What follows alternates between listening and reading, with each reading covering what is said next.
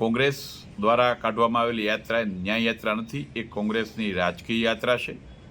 આપે પણ આજે સવારના જોયું કે રાજકોટના અગ્નિકાંડની ઘટના બની ત્યાં શ્રદ્ધાંજલિ સભા રાખી હતી। રાજકોટના 5 લોકો પણ હાજર નહોતા।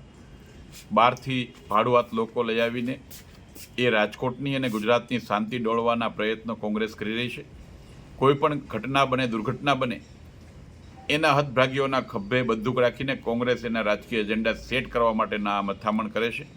મારે આજે દુઃખ સાથે કહેવું પડે કે ગુજરાતની કોઈ ઘટના હોય એને આદરણીય રાહુલ ગાંધીને કોંગ્રેસના શીર્ષસ્થ નેતૃત્વ કેવી રીતે ગુજરાતની શાંતિ ડહોળાય, કેવી રીતે ગુજરાતના વિકાસને રૂંધી શકાય, એ પ્રકારના અવારનવાર પ્રયત્નો થઈ રહ્યા છે।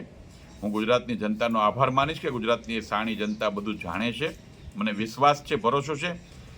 અને હું આપના માધ્યમથી કોંગ્રેસના મિત્રોને પણ વિનંતી કરું છું કે રાજકારણની રીતે રાજકારણ કરવું જોઈએ। આ પ્રકારે કોઈ ઘટનાઓ સાથે બનેલી દુર્ઘટનાઓને એમના હદભાગીના ખંભે બંદૂક રાખીને રાજકારણ કરનારના કોંગ્રેસને ક્યારેય જનતા માફ નહીં કરે। ભૂતકાળમાં એમના સમયમાં પણ જે ઘટનાઓ બની છે એમને પણ કોંગ્રેસ ન્યાય નથી અપાવ્યો, ત્યારે આ અત્યારની ઘટનાઓમાં જે કોઈ હદભાગીઓ છે એમને કોંગ્રેસ કેવી રીતે ન્યાય અપાવી શકશે? ભારતીય જનતા પાર્ટીની સરકાર પર ગુજરાતની જનતાને અને જે ભોગ બનનાર પરિવારો છે એમને પણ વિશ્વાસ છે, અને હું આપના માધ્યમથી ખાતરી આપીશું કે ન્યાય અમે અપાવશું।